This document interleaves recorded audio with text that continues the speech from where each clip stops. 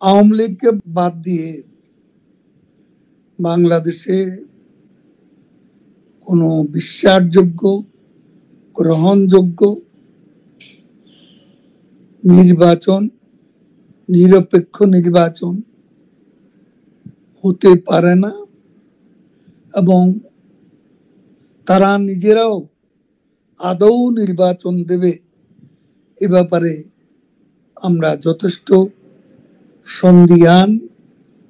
নির্বাচনের নামে আজকে তাদের যে অশুভ অ্যালায়েন্স, এই অ্যালায়েন্সকে নিয়ে তারা আজ সংস্কারের নামে গোটা জাতিকে বিভ্রান্ত করছে।